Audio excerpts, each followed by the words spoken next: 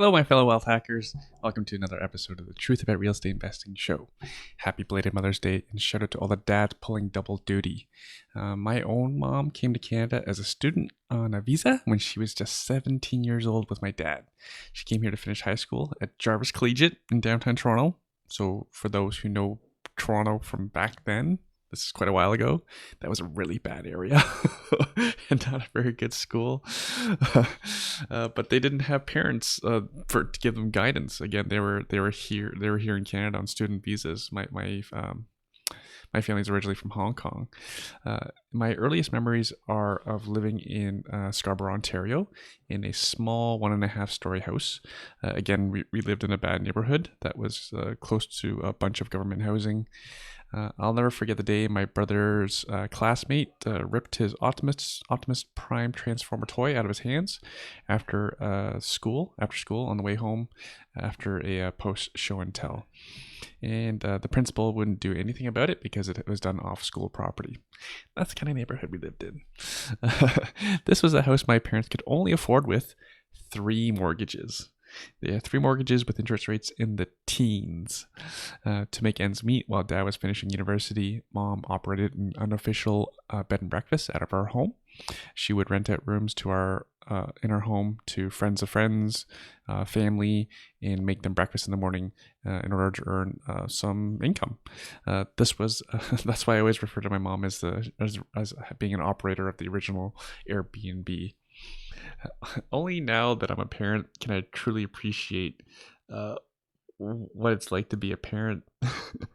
I'm trying to do right by my own kids, trying to get them to eat their vegetables, to not waste food, to clean up after themselves, to not trash the house. Mind you, I do have a full-time nanny. Only now do I really fully appreciate what my mom did.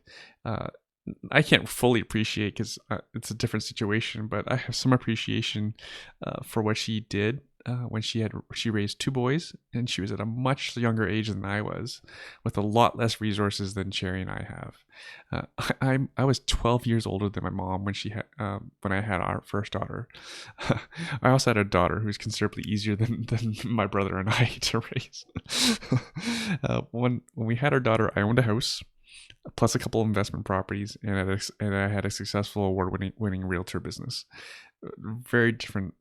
We had very different opportunities and situations. I have much to be grateful for with my mom. So I got to thank my mom, and again, happy Mother's Day to all the wealth hacking moms out there. Quick update on the Cherry versus Irwin stock hacking competition, or rather lack of competition. Cherry eked out a $1,600 US dollar victory last week. That's how much she beat me by. That wasn't her returns. I still managed a very good low 4-figure week. I had a great week. But yeah, the score is now 8-0. So to give some background on this, because business for both of us is a bit slower with less appointments, especially my business being a real estate business, we are spending more time stock hacking and what I call this corona trading, which is essentially Cherry and I are trading a couple hours every day. We wouldn't normally be doing this because we have our own businesses and lives and families to run. But we're taking advantage of the current market situation. We're being strategic. We won't stay at this pace forever.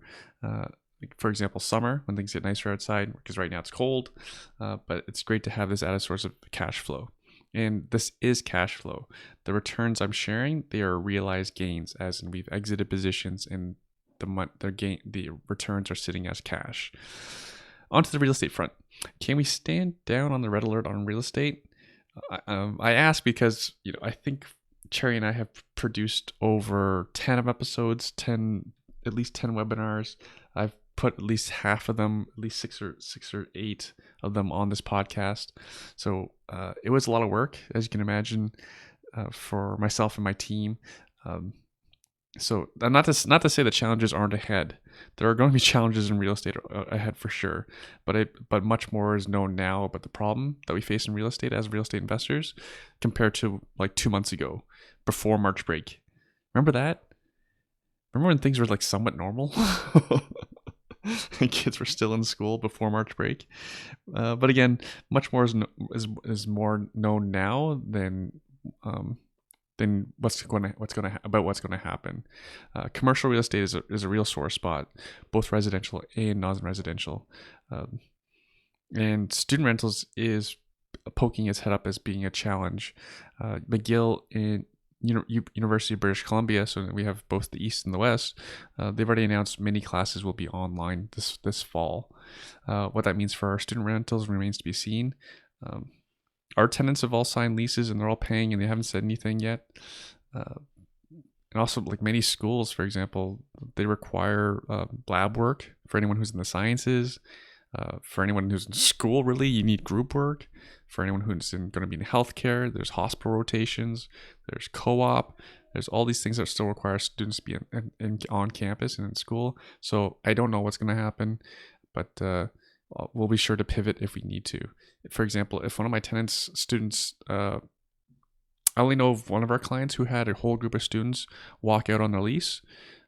But if that were to happen to me, I would just quickly pivot and rent my house to a family. I've had all these things. My houses are all in great locations for students over families, so I'm not overly concerned. Yes, I'll take a hit on cash flow, but I'll survive. Again, another reason to be grateful for other streams of income via like something like stock hacking. So for tenants who are looking to rent something right now, timing couldn't be much better. There's always opportunity for those who are out there looking. And same for those who have cash and credit and are able to buy. There will be opportunities. For example, the commercial opportunity probably isn't going to get any better. We may see more softness come the summer, but a year from now, do you think the opportunity will be as strong for commercial real estate? I highly doubt it. So take advantage while you can. For example, I have a family member who's looking to sell a starter home in the suburbs of the GTA. So those things are flying off the shelves. And the same family member is looking to upgrade their condo in downtown Toronto. So it's not a better time for the house they're trying to sell. Couldn't really be a better time. Supply is tight. Entry-level homes are on fire. Buying a premium condo downtown, the opportunity really couldn't be that much better for buying. So there always is opportunity. You can always, for example, I was joking with one of my rich friends. I was telling him, you're rich. If you're looking for a home right now, probably a good time to be buying. In terms of opportunity being available. So again, opportunity will always come to those who know where to look for it, and for those who know to hustle. So speaking of chasing opportunity, we have a legit wealth hacker as today's guest on the show. His name is Tim Hong. Tim house hacked his first home, a 2+1 bedroom condo, by renting out the 1+1 bedrooms to students in his first taste of investing in real estate. Then he did rent to owns, an apartment building, student rentals, now more recently condos. He got licensed in real estate to coach real estate investors. He started his own property management business. He had a tenant, not his tenant, while he was doing property management. He had a tenant proposition him with an offer for non-monetary rent compensation. I'll let Tim explain that. and Tim's also been trading foreign exchange currencies for 5+ years. How's that for a wealth hacker? I've also convinced Tim to do some stock hacking in his TFSAs. If there's an efficient means to make income, Tim is into it. So Tim also happens to be a coach on my iWin real estate team, and he's been with me since I can't even remember. I think maybe around 2012. It's been a long time. So without further ado, I give you Tim Hong. Hey Tim, how you doing? What's keeping you busy these days? Just helped an investor put an offer on a house last night in Kitchener. What? In the middle of this COVID-19 crisis? Yeah, there was five or six offers. We went 15 grand over asking. And the offer that beat us went another 20 grand over with no conditions. Over and above you? Over and above us. So it was roughly 40 grand. And what was over asking? List price. What was asking?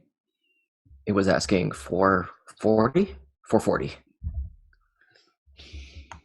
And what was the city? Kitchener. And what was the strategy? That one could be a potential duplex conversion, but if they didn't want to do the conversion right away, you could rent it out as a single family. So there was a couple options with that one. What do you think you could have rented for? Easily $2,150 plus utilities as a single family. If you did the conversion route, you could have rented it for roughly $3,300 to $3,500 a month. That's top and bottom. Plus utilities? Usually I like to do inclusive if I can't separate the actual mechanical systems. And you know rents pretty well because you used to be a property manager.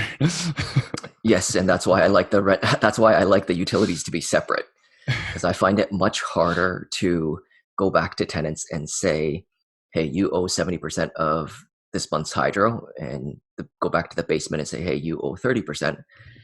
Especially if the tenants have not been in the unit for a while, or if the hydro bill comes up higher, or if the water bill comes up higher, and then they start to complain saying it wasn't them, then you ask the other tenant and it wasn't them. So if both of them never did it, then it must be a mysterious water or a hydro usage.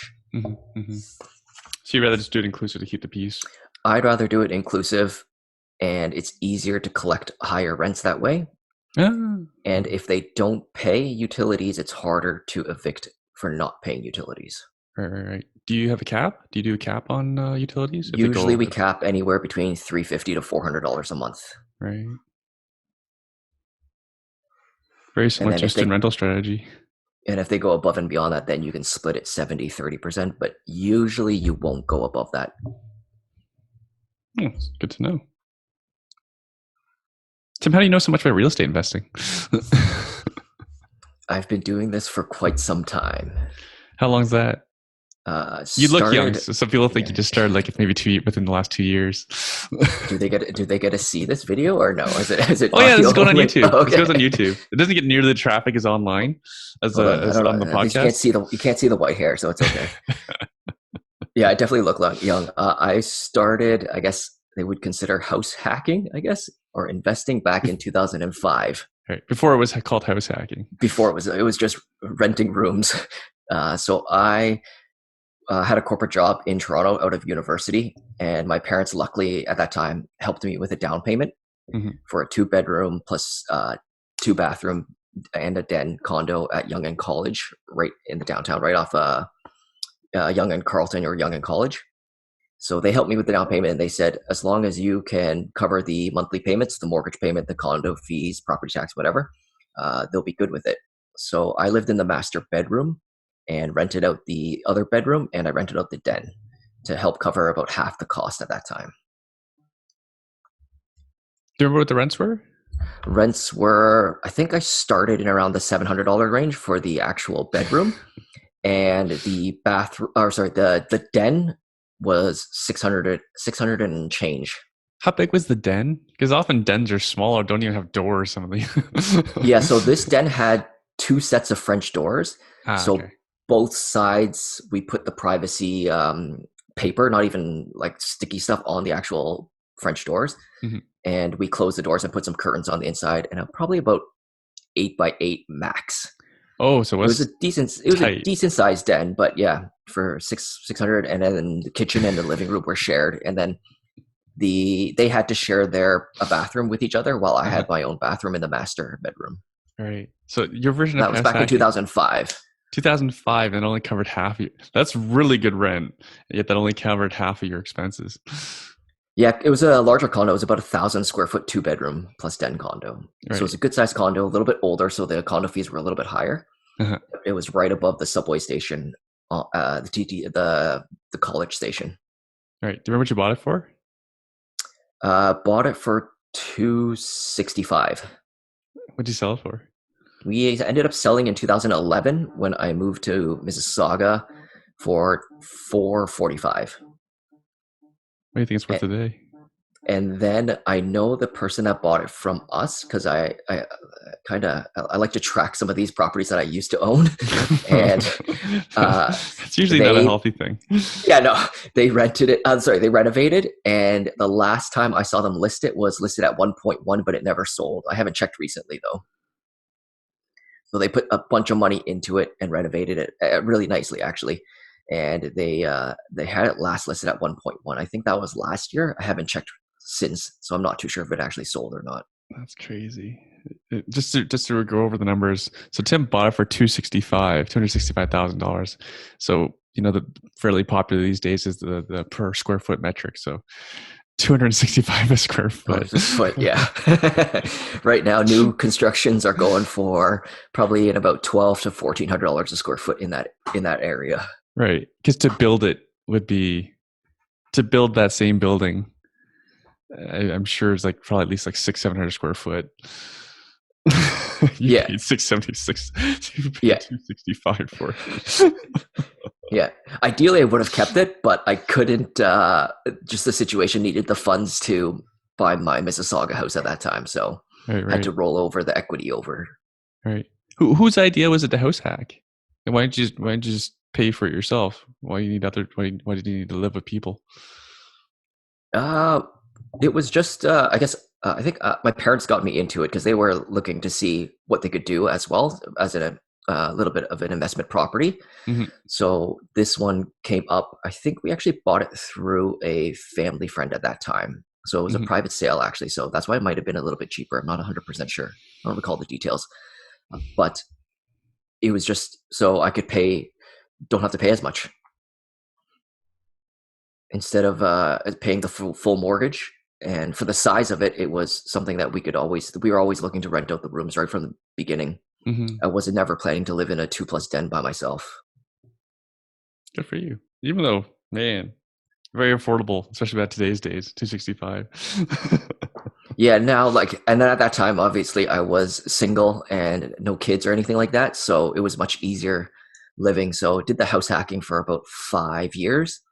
So tough to go back to roommates now. So why did you get started into real estate investing? Because you had a pretty good job, did you not? I guess it was okay coming out of university. It was market research, nothing too crazy. Mm-hmm. It was more about just building extra stream of income and building wealth. So it was, my mom was a financial advisor and just talking about stuff, hearing stuff, I think, and again, just reading about stuff, that real estate is one of the best investments that the wealthiest people have. Uh-huh. So wanted to get into real estate. Right. Obviously didn't know as much back then, but through the whole process, you start to learn, you start to do different strategies, mm-hmm. and you start to build your portfolio. But your mom was a financial advisor. Usually they don't talk much about real estate.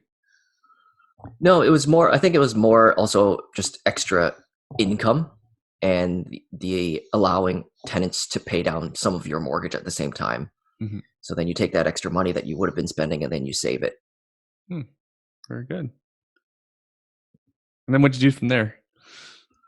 From there, because you've done a lot of you've been all over the map with that real was estate. 2000 that was 2005, so I didn't do too much for the next few years. Just it was more about just saving, just learning and reading stuff, different stuff.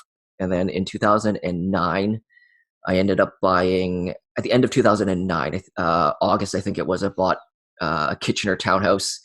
In October 2009 bought a house in Cambridge, and then in November 2009 bought another house in Kitchener. Mm-hmm.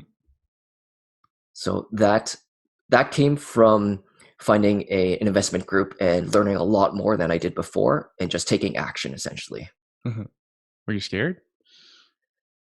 I don't think I had any fear at that time, because I didn't. The worst case scenario, my parents didn't they didn't exactly know what was going on, because we were doing rent to own at that time, and they were like, what the heck is rent to own? Yeah. So we were doing rent to own back in 2008, 2009. So, and at that time it was all lease options or whatnot. So they didn't know what was going on at that time. And for me, it was more about, worst case scenario is we could just sell the houses and move back to my parents' house. So I knew what my worst case scenario is. Mm-hmm. So it allowed me to take more risk. Mm-hmm. If I was in a different situation where, again, at that time I didn't have, wasn't married, didn't have any kids, I would have, it might have been a little bit different. So priorities changed. So, but in that case, that was 3 houses within about 3 months at the end of 2009, right when we were coming out of the whole 2008 crisis. Mm-hmm. But you knew that market pretty well, did you not? Yeah, born and raised in Kitchener. So I knew that market very well. Went to university at Waterloo. So I knew what I was getting myself into. I knew the areas. I knew the type of properties. Mm-hmm. So I wasn't worried. They're good areas, good neighborhoods. So I mitigated all the risk essentially. How did you like rent to own? I think it's a great strategy to begin as a beginner investor, just because you get a higher cash flow amount, and then you get a little bit of a buffer room when the rent to own tenant puts a down payment. I don't like it as much if you want to, obviously, if they buy out the property in the 3 to 5 years, then you have to roll that capital into something else. So you lose that property. So I think it's a good strategy to start, but for you to grow actual wealth, I think it's better to obviously keep the property. And you didn't stop there. You didn't do any. What would you do? What did you do after those rent to owns? Rent to owns. So about a year later, ended up buying a 6-unit building in Hamilton. Uh-huh. And that was across from Gage Park. So this was Hamilton 2010. Why Hamilton? Why didn't you stick with KWC? It was just an opportunity that came up at that time. Okay. We were the cash flow numbers looked good. The purchase price looked good for a bigger building. Uh-huh. And I knew Hamilton at that time was in the midst of growing. So investors now, they talk about, is Hamilton a good place? Yeah, it was. It was also good 10 years ago. Mm-hmm. So across Gage Park there, 10 years ago wasn't as nice as what it looks like now, obviously. Mm-hmm. So we're going into a growing neighborhood. We bought that 6-plex for $375. So that was 6 units, 6 different tenants for $375,000 back in 2010. The rents weren't that good. The tenant profile wasn't that good. And the goal of the property was obviously to, while tenants leave, renovate, increase the rents, and eventually refinance and pull out the money. And we knew there would be a potential 3 to 5 year kind of stabilization period, mm-hmm. where the tenants get turned over and we'd have to throw money into it, renovate. But it took much longer and much more money than we actually thought it would. Was that the property? You had a super in that one, didn't you? Yeah, so we tried property management solo. Didn't want to deal with the hassle with it as well. Mm-hmm. Then we hired a property manager to do with it. And then one of the tenants was kind of like a in-house super at the same time. So mm-hmm. it was I think if we had more money in our pockets at that time, we would have kept it. But we couldn't float it as long as we wanted, because we were probably negative $1,000 a month for quite some time, mm-hmm. probably several years, where we should have been plus $1,000 a month of cash flow. And then with the expenses on a property like that, if you wanted to, we were thinking about changing the roof because it was deteriorating. And we got a quote for like $30,000, and we're like, nope, not for us. Let's get out of this. So we ended up selling 4 years later in 2014. Mm-hmm. Mm-hmm. Yeah, you went from like an easy investment to like a challenging one. tough building, as it was the physical shape and just being a century-old building. And I remember your super was paying like almost next to nothing in rent. Wasn't your super paying like $200 or $400? Yeah, it was. They were in that building for since 20 plus years. So we inherited everybody, mm-hmm. and yeah, they weren't paying much rent. So we ended up selling that one actually at the. Remember your 6th floor tenant? Yeah, that guy nailed his door shut. he he nailed the door shut, and then he also decided to run the water. So he ran the not too smart of him. He ran the water, which cost us about $900 for that month in water bills. But he was stupid enough because he didn't run the hot water. He just ran the cold water. Uh-huh. So because if he ran the hot water, it would be a much different story. Well, it would piss off everybody in the building if you empty the hot water tank. Wow. Yeah. What a guy. Was he still there when you sold the place? It was a no, we had him evicted. Okay. Yeah. So I think the lesson is maybe not choose such an old building when you're starting out. For something like that, any investors that I'm working with now, they asked about multi-unit families, and I always let them know that make sure that you have a much larger safety net, or I guess just a cushion to sustain some of the maintenance issues, because the roofs are 20, 30,000, depending on the size of the building. If you get a flood on the top unit and it goes down 3 levels, you're doing drywall repairs for 3 levels.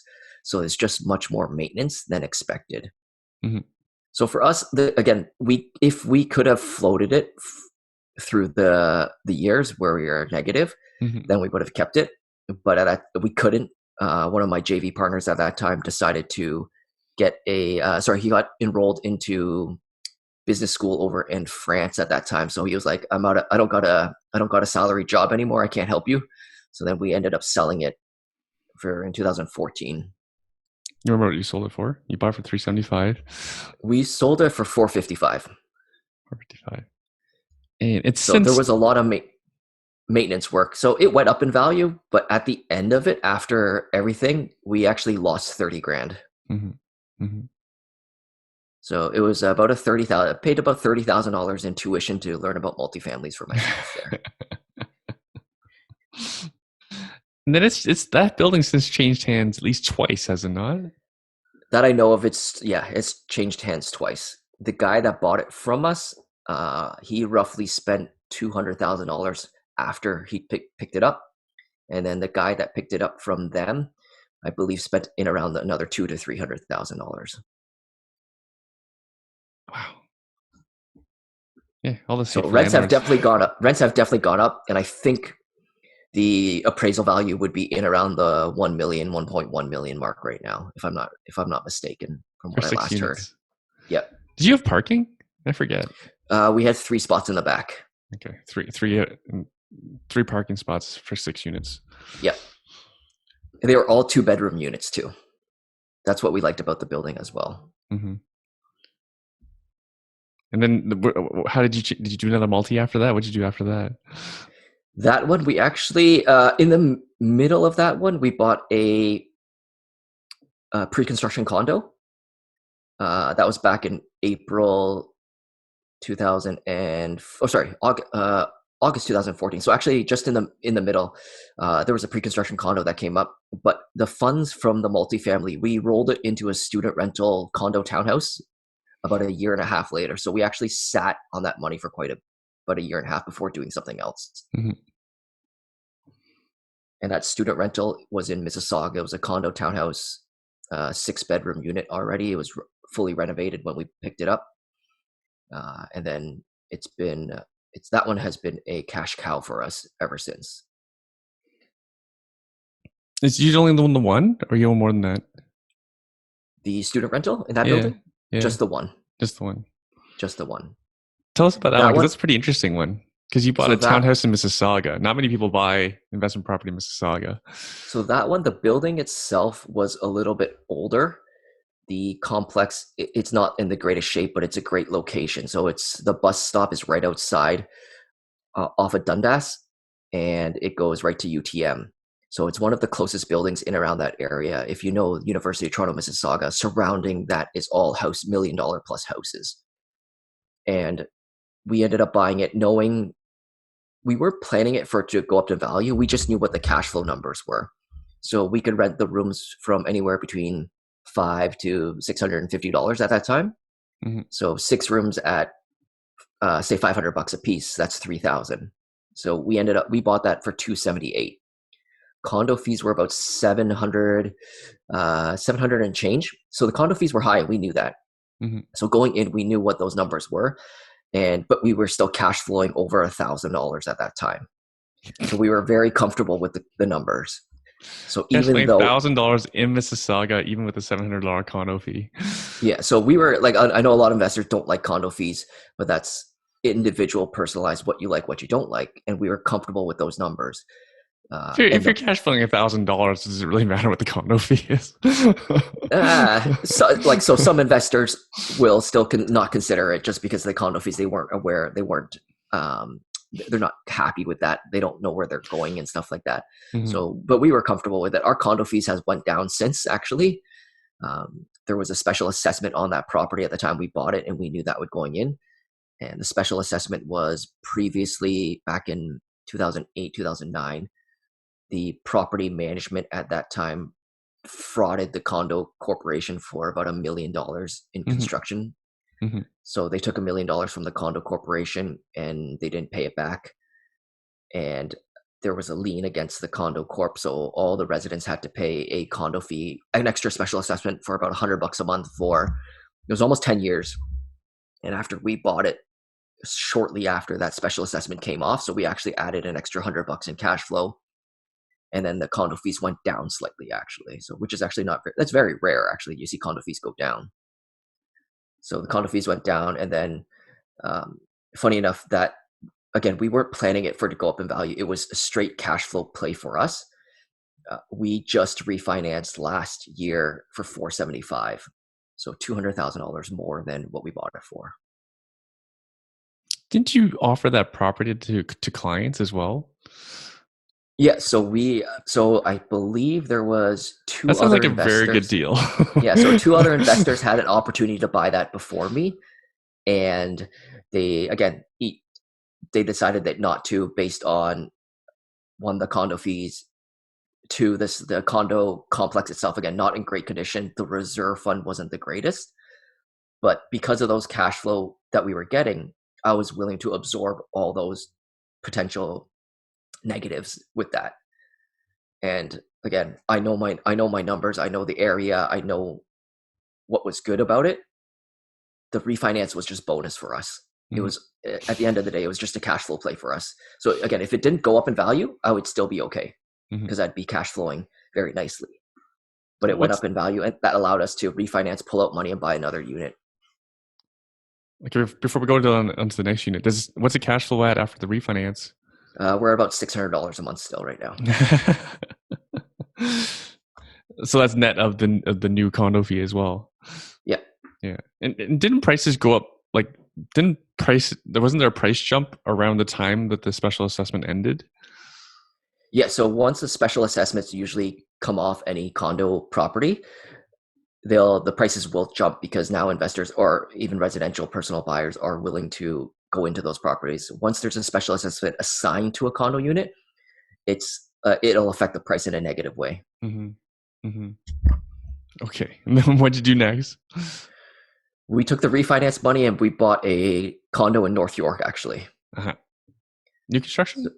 No, it was a much older building. Okay. It was a 1+ den. We were actually buying it for one of my JV partners. Actually, they live in it now. So the play was there that they live in it. Essentially, they just cover monthly expenses, and we break even on a condo in North York that will eventually, again, it'll appreciate. Great area right by Yonge and Sheppard. Oh, it's a great area. About 5 minutes from, not even about 5 minutes from the Yonge and Sheppard corner. Right. And the play on that one was just hold it long term. Have a GTA condo right at Yonge and Sheppard, North York. Right. So for people who don't know the area, that's a crossing section for subway lines. Yeah. So you can go east-west, you can go north-south. Yeah. So bought that one, had a little bit of renovations on that one. So that was last year in April, and we just saw another unit sell in that one for almost $130,000 more than what we bought it for. But you can't refi this one, right? Because it doesn't have the cash flow. We're not refining yet. We do have some equity, but we're going to wait. So we just bought it we closed last year on it. So we're going to wait for that one. It's pretty good. Yeah. Okay, enough about you. Let's talk about your clients. Yeah. So this is, in case anyone doesn't know, this is Coach Tim as well. Coach Tim is on my team. Coach Tim has his real estate license because he's able to apply his own real estate experience to helping everyday people buy investment property too. Where do you want to start? Can we start with that? Can we start with Ann and Lex? Yeah, sure, I guess. Did they They have any experience when you met them? they had a condo downtown Toronto Oh, that they're was pros then. like a pre-construction. That's it. All right, that's pretty Uh, professional.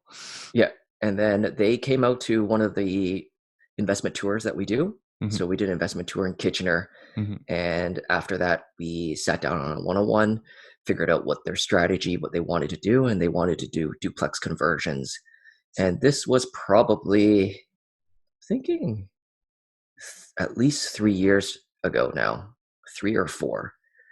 So, and we were probably one of the first in around the Kitchener area. We were looking in Kitchener and to do a full duplex conversion. mm-hmm. So right now they finished up their fifth one, I believe it was. The So 5 and 3, 4 years. yeah. So they had some very lofty goals that they wanted me to help them out with, find some good properties. They've done fairly well on all of the properties. Mm-hmm. And they're also joint venturing with other people as well to have to help them too. Right. And yeah, Yeah, a just the lot of people conversion. run out of money by five before Yeah. five duplexes. After that, yeah. So again, there's some bumps going through conversion process, but after you've done 2 or 3, Mm-hmm. the next ones become very smooth. You know exactly what might come up in terms of potential issues like plumbing or hydro. You know what type of properties to look for. So it becomes easier and easier. Mm-hmm. It's just finding the right property at that time. Mm-hmm. Which one of them drives the investing more between the two of them, or is it pretty even? And would drive that because at that time, Lex was working full time, Uh-huh. What was Anne and doing? she wasn't working full time. Oh, okay. I don't remember actually. You'll have to ask her. I don't remember either. Once she I thought listens she to was this, working. you can ask her. No, she wasn't. No, because so we were looking at properties probably. Again, they had some very aggressive goals, and so we were looking at properties when we first started, probably 2 to 3 times a week in Kitchener, and then Mm-hmm. once she picked up a property, she was on site probably at least 2 to 3 times a week minimum. Mm-hmm. With all the investors, especially with a duplex conversion, I tell all my investors that you have to be on site minimum once a week Mm-hmm. just to check what's going on with your contractor. And that could be even a preferred contractor that you use or even one that you've used before. You just don't want to get taken advantage of. You want to set some expectations with your contractors and you want to be on top of them so you know the timeframes, what the timeframes are, and that they can be set so you're hitting your goals. Because again, these properties are potentially empty and you have carrying costs every single month that it's vacant. So Yeah. yeah, we looked at a lot of properties, threw in a lot of offers. Some were at that. Some of the offers were there was obviously a lot of multiple offers situations, and the ones that we picked up were really good. They did really well. The last one that they did, they hit some really really good numbers on that one. We ended up picking one up in October, last October 2019, picked up for around 430, 440. They spent in around, I think about just between about 120,000 on renovations to convert it into a legal duplex. Tenants are already in, and they just got it refinanced for 650. That's one of the higher duplex appraisals I've seen. Yeah, there was in around the areas Wow, that's a there's hell more of an duplex uplift. there's more duplex conversions now that are actually sold, so the Mm-hmm. comps are coming back a little bit better. So they pulled out quite a bit of money, all the renos plus about half their down payment that they put in as well. That's impressive stuff. So yeah, for the numbers that we're working with today, they did a really good job. Again, this was one of their I think the fifth conversion. So Right. they know where to make sure to tighten up the budget where to spend the money to get the best bang for your buck. They've worked with contractors now, and then they get a little bit of preferred pricing because they use the same contractors. So, and they've done it in terms of pace wise. October, now it's March, so that's within 6 months period. They had everything done, legalized, and tenants in. So I want to ask about like what do coaches do? Like, weren't they using your contacts? I gave them initial contacts to begin with, and then they expanded in terms of their own contacts there. In terms of the actual real estate side, my goal for them is I'm going to be pretty much their right-hand guy. Is I'll be there holding their hand, walking through the process, especially if they're new investors, to make sure that they're doing the right things and answer the questions and get answers to the questions that they ask, so that they can continue to grow their portfolio. And all the mistakes that I've made or that I've seen, I can make sure that they don't make those mistakes at the same time.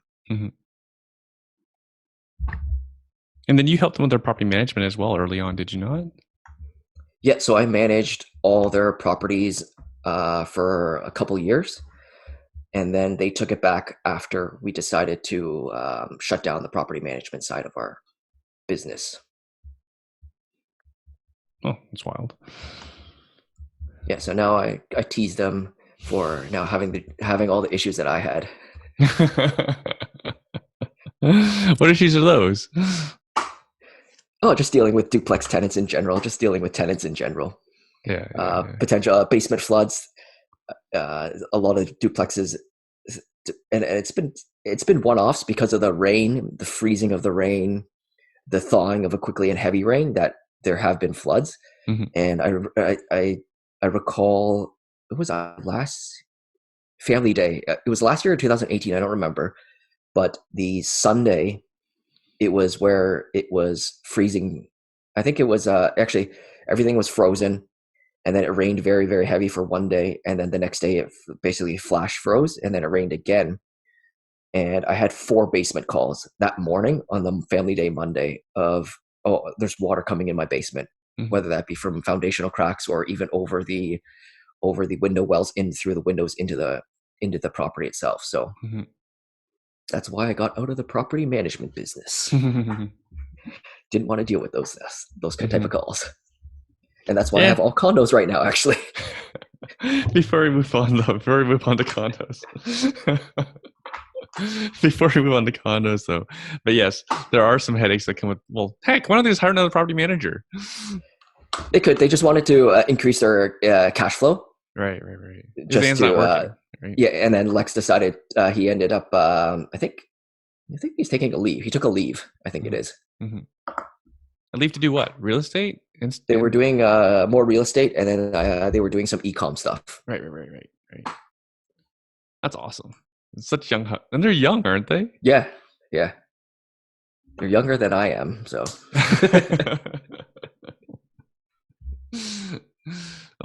Yeah. So yeah, of course, there's effort and work involved when it comes to making money in real estate. But yeah, they could definitely hire some help for the property management side if they ever had to.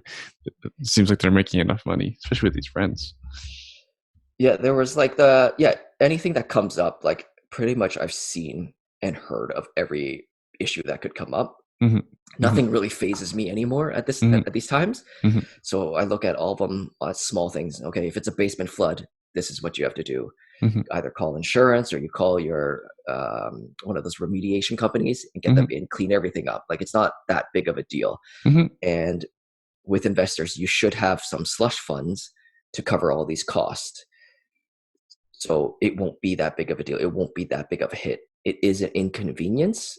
And it does. You might have to pay out of your pocket to cover some of this stuff, but that's part of investing. And I tell investors, if they go through these smaller situations, that yes, it's a little short-term pain for long-term gain. Because if you look at 10 years from now, that $3,000 furnace that you had to replace, how much is that house worth 10 years from now?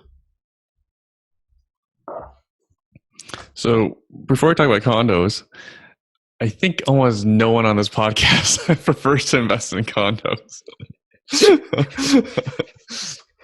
Well, why? Because you're very experienced. Like you're used to traveling distance because you live in Mississauga. You invest in KWC. Uh, like you have roots there. You have Yep. contacts. Yep. Now you invest in condos locally. Yeah, so all the condos are either in Mississauga or GTA, Mm-hmm. North York and downtown Toronto. For me, it's a lifestyle change. I have three kids, even though I look this young. I have three kids, so life is busy. So for me, I don't want to deal with the issues of the management of the duplexes, Mm-hmm. the single family homes. Um, I like simple. Like that's what I want right now. Mm-hmm. And the majority of the condos that I have are simple. There's really no issues with tenants not paying rents, young professional profile, Mm-hmm. have good stable jobs. So I have no issues with that. I don't want to deal with snow removal, lawn care. I don't want to deal with basement floods, the Mm-hmm. roof, or the Mm-hmm. windows. The condo fees take care of all that.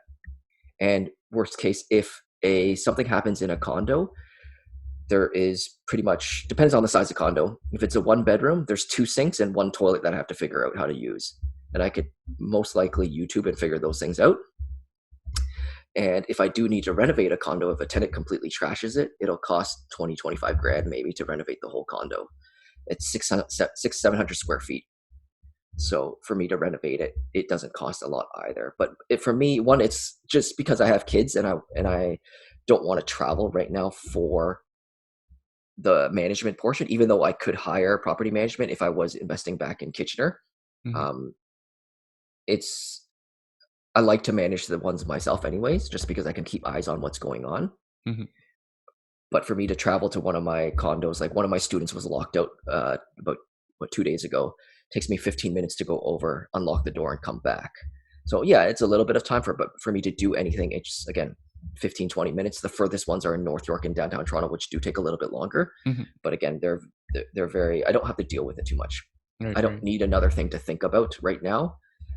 When I have three kids, especially when they're all at home for the past month or 2 weeks in the next month. So Who knows how long they're gonna be home? I have a feeling they're gonna be home for a while. It's actually April 1st as the day of recording. Any issues collecting rent? One of my tenants is in a service job, and she was supporting some of her family, so she might be a little bit late on rent. That's about it. But she already gave me the heads up, and I told her that's okay. She's been good. She's been in there for 3-4 years already, Mm-hmm. so I'm not really worried. I told her what the process would be in terms of us. We will be filing an N4 for non-payment, but once you catch up, everything will be voided. And evictions obviously can't take place because they suspended hearings right now. So communicating with the tenants is a main thing, and letting them know that there is government subsidies or the relief fund, whatever they're planning in the next few weeks or whatnot. Mm-hmm. Very good. And then what else?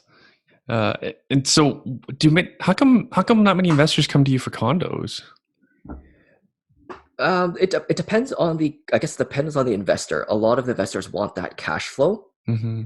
So condos don't give that much cash flow, depending on where you're buying or when you bought it, the purchase price and the rents that you're getting.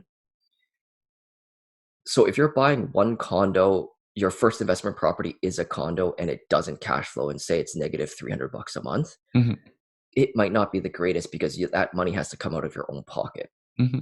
But I look at my portfolio as a whole. Yeah. So yeah. I have multiple properties that cash flow positive. Mm-hmm. So net, when I look at my portfolio, Mm-hmm. I just want that to be positive. So if so the most recent one that we actually ended up closing on in Mississauga, actually about 2-minute drive from our student rental, that one cash flow is about negative $300 a month, Mm-hmm. 350. Mm-hmm. But because our student rental continues to cash flow over $600, I'm still positive. Mm-hmm. So Mm-hmm. that's why we're buying those ones. For some investors where they don't care about cash flow and they're putting large down payments or even buying in cash, then condos are very simple. A lot of people are buying pre-construction, which you have to be careful about, because again, if you're buying pre-construction just to potentially flip it, I would say that's not a good investment because you're actually speculating. But if you know what your numbers are or your expected numbers are in terms of rent carrying cost and you're willing to hold it, then it's a good investment for you. because if you're just planning to flip it, and a lot of investors I know have bought a pre-construction once it was closed or ready, they flipped it and they made money. Yes, it's possible, but again, those ones that bought 3 years ago and they're about to close right now, what happens, right? So you don't know, and if that's the only thing that you're planning on, I would say that's not the greatest way to do a pre-construction. Mm-hmm, mm-hmm. So totally switching gears. Yeah. What happened to that tenant that answered the door not wearing any clothes? Oh. What was the deal with that? So there's a and how come there was a picture of it?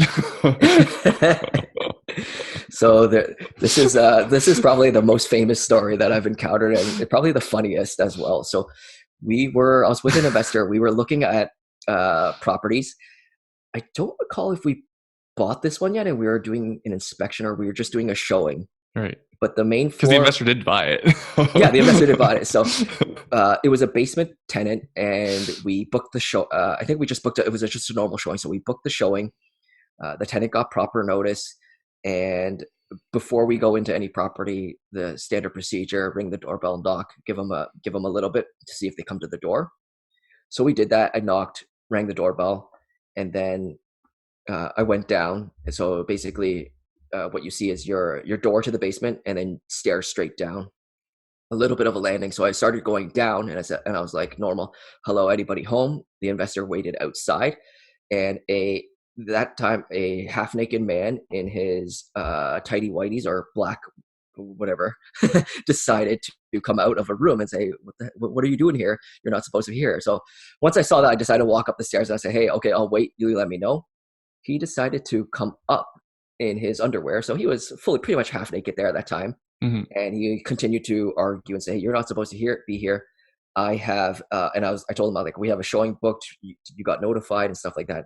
And he was yelling and stuff like that. So my investor, a female, she was scared, so she busted out the phone and started taking a video of what's going on. And we got the last part of the video, and essentially he grabbed my collar on my jacket, and he was being physical. His back was facing the back of the stairs, and I was facing him, so my back was towards the outside. So he was getting physical, and essentially at the end of it, it de-escalated and said, hey, okay, we'll leave, we'll book a showing another time. I found out that he had a lady friend in the unit at the same time that left about 10 minutes later while we were waiting outside and while I was talking to the investor. Mm-hmm. So it could have gone a little bit physical, but I was prepared in terms of what needed to be done if it did. So yeah, because you have your black belt, don't you? Yeah, so I've taken Wing Chun for, I don't know, it was about 10 years. I haven't taken it recently, but the basics and the confidence that martial arts gives you, it's like riding a bicycle. Yeah, I wasn't worried. I wasn't worried about it, because actually right when he was actually starting to yelling and getting physical, so in my hand I had my keys, and if you know how to put your keys in, so I took my key and stuck it out of you can't see it. I don't know if you can see this, but if you have your fist like this, you have your key like this. So if you're ready to punch, you can punch with the key like this as well. It's going to hurt your hand 100%, but it'll hurt them more. So I was ready with my hand in my pocket with my key like that, in case anything happened. And he was at the top of the stairs, so he would have hit the brunt of it. So wasn't really worried. But if there is a video of that. If you ever want to see it for fun, you can ask me about it. Is it on it was just an Instagram story, or is it a post? Or is it just a picture? I think there's a post on Instagram I have, but the video is not posted right now. I think it was just the post of a screenshot of the actual video. But yeah. And then I have the video saved. So that's always a story to share, though. That's a fun story. That was the first time encountering naked man that's trying to attack you. So, right, it's another reminder. Like, I think for anyone who study martial arts, one of the first lessons is you cannot judge a book by its cover. Yeah. So the guy just saw a skinny dude that's gonna bully him. He has no idea that you have training. Yeah, and it's not like martial arts. It's not really about you don't want to fight in martial arts, right? You're taught you don't want the confrontation. Yeah, because you So don't know what the other guy knows. yeah, essentially what you want to do is you just want to attack, give yourself distance, and get away and call for help. Essentially, that's Yeah, what you want to do. So you yeah. attack the most vulnerable places, kick them in the groin, hit the throat, hit the eyes. You want to attack the vulnerable places, and you just want to give yourself distance, and then you call for help. Crazy. Fun though, fun. All the story over the years of how long has it been? 15 plus years of investing, and now almost 10 years of helping investors. There's a lot of stories. Do you have time for the stripper pole? Yeah, we could talk about the stripper pole. So this wasn't in your house. No, this was Is one it that a, I was. This was when I was helping an investor manage. uh-huh. So they were getting about to get evicted for non-payment of rent. Right. Actually, before we go into that, was this an approved renovation to the property, the stripper pole? No, we didn't even know about it until we went through the eviction. So they decide we went through the non-payment of rent, and I was texting the tenant back and forth. They had no issues. I think they ended up losing a job or whatnot, and then they fell off the rails in terms of paying. So during the text back and forth, there was a text that said, and at that time I wasn't cluing in on what the heck was going on. So the text said something in the lines of, "Is there any other way for payment of rent?" So I was like, "No, rent is due. This is how much it is." So I didn't know what she was talking about. And then we got the eviction order, went to gave the notice, got the court order, had the sheriff out. So we went through the whole process. And during the inspection, when the sheriff was there, we walked through, noticed the stripper pole.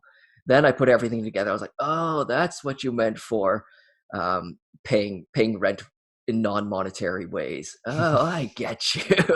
So stripper pole was there. It was taken out, and yeah, that was an interesting one as well. What did the client say? Did they know about it? Was this the tenant you I think assumed? the tenant was assumed. Yeah, the tenant was assumed after the purchase. Yeah. So, but they weren't during the walkthrough and stuff like that. There was nothing there. So, was it at least secured properly? Was it like screwed to a stud or a rafter or no, anything? it was in the middle of the room. Master bedroom, just I guess 4 screws at the top and 4 screws on the bottom. Oh, boy. So don't know how secure it was. So obviously they didn't make enough doing that stuff to pay rent, so that's why they got kicked out.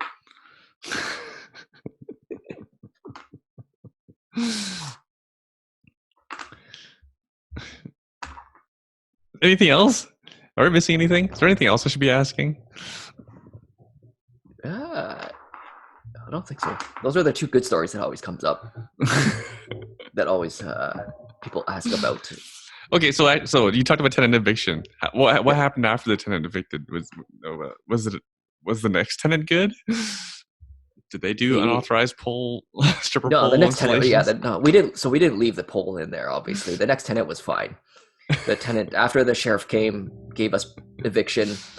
They whatever, the 3 days, the 72 hours that they're allowed to come back, get their stuff. They got their stuff and then left. Did they get the stripper pole? Yeah, at that time they took it out. I guess it was important to them, so they took it out. But even the sheriff that went in, when he looked at it, he was like, "Oh, okay." So he made a comment about it as well. And you were there, right? You were there with the sheriff? Yeah, I was there with the sheriff. Yeah, we were there for the whole time. That one took a little bit longer because the tenant actually decided they wanted to stay in the property and they didn't want to leave. Mm-hmm. So the sheriff won't give vacant possession until the actual tenant leaves outside. Right. So it took almost an hour of convincing. The tenant left outside. We walked around doing the inspection quickly, and we had a locksmith in place to change the locks right away. So while the tenant was waiting outside, we changed the locks, locked the door, and then they had to contact me to go back in to get their stuff. How does the sheriff convince them to leave? It was essentially just talking to them. If it escalated, they actually would call the cops or to come in and physically take them out.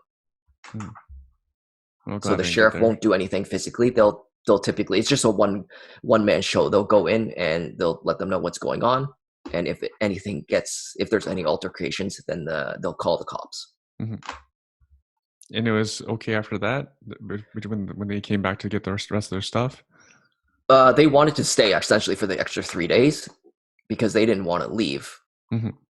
So at that time, it took much longer than expected because again, they're allowed to have time to remove their stuff, but it doesn't specifically say in the rules how long it is.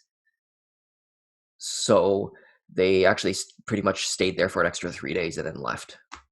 But you already changed the lock.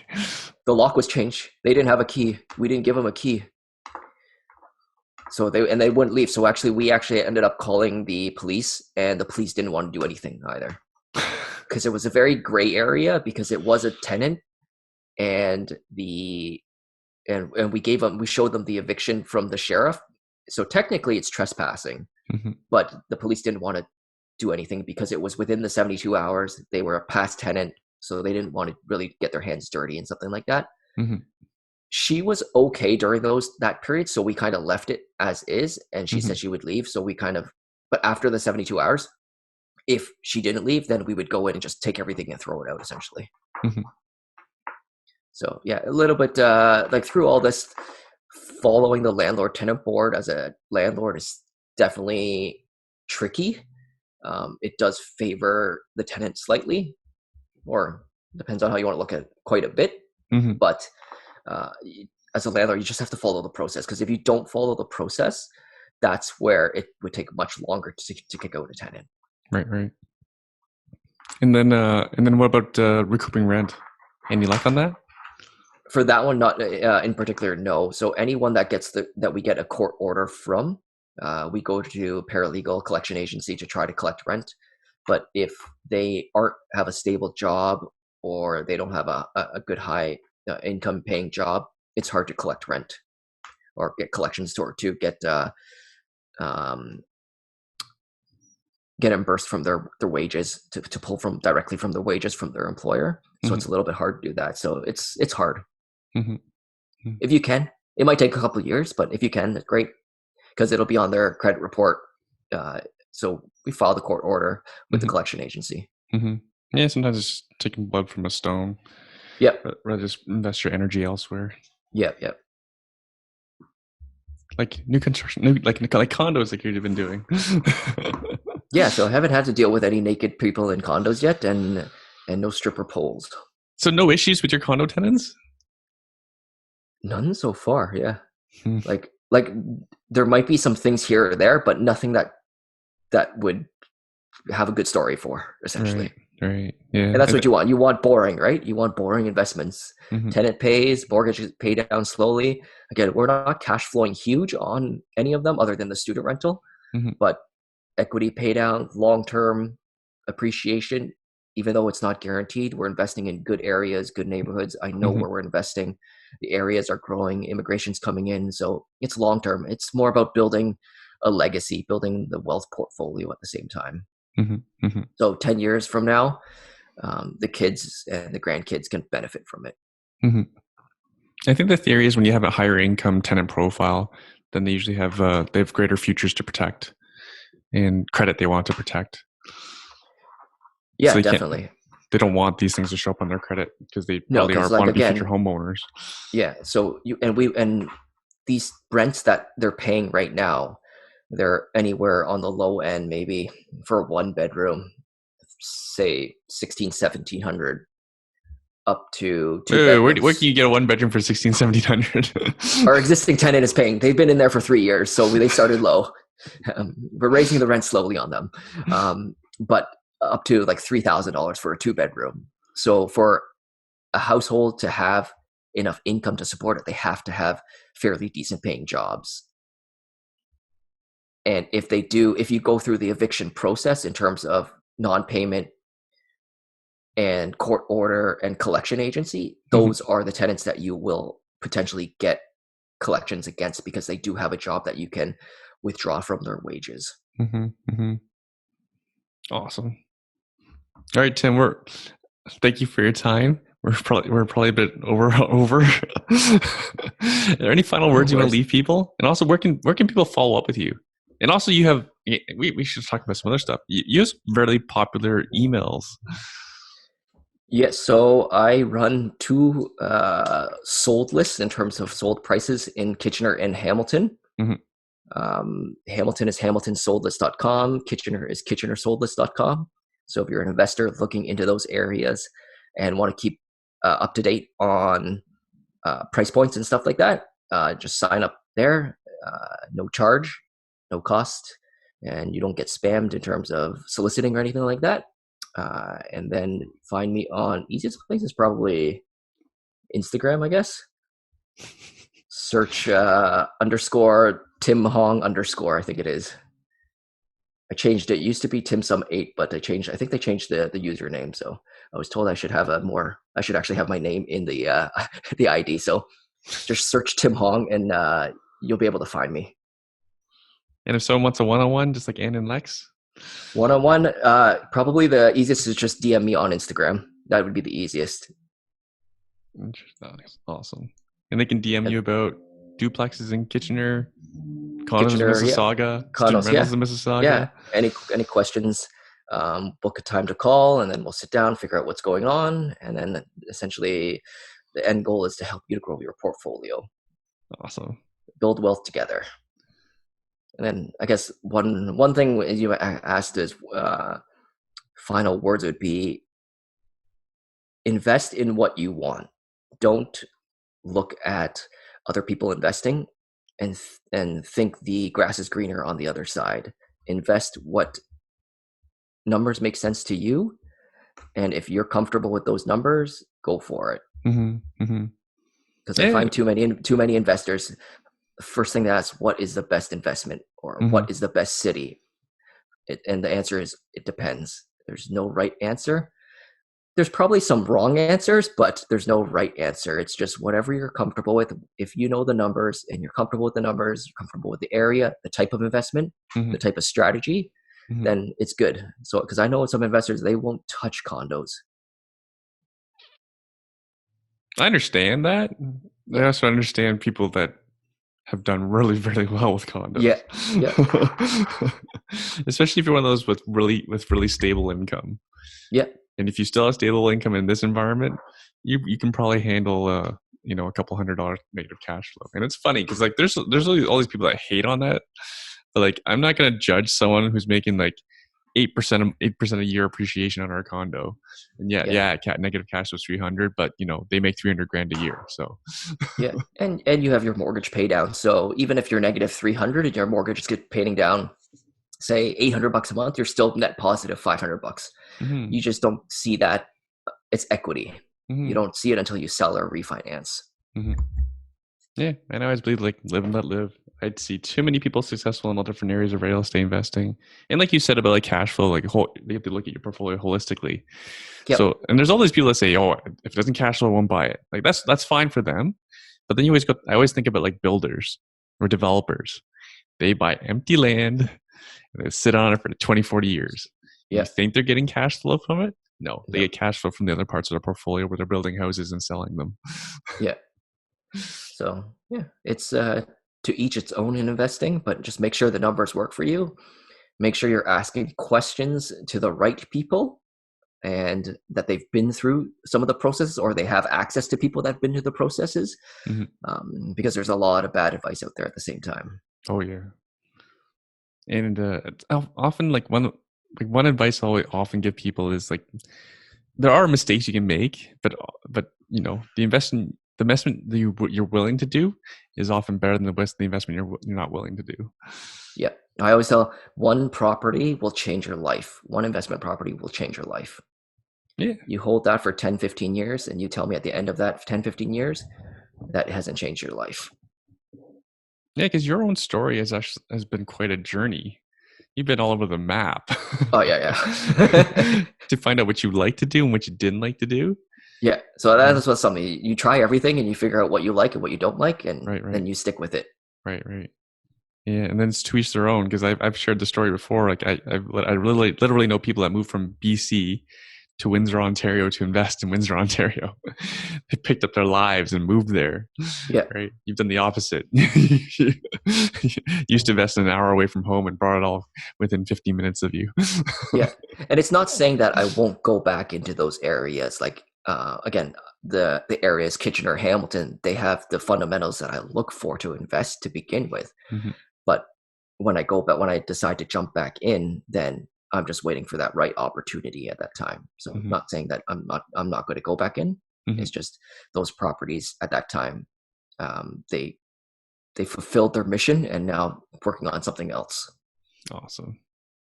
Tim, thank you so much for your time. Thank You're a you. very skilled investor, and honored to have you on my team. Thank you. All right. Have a great day, Tim.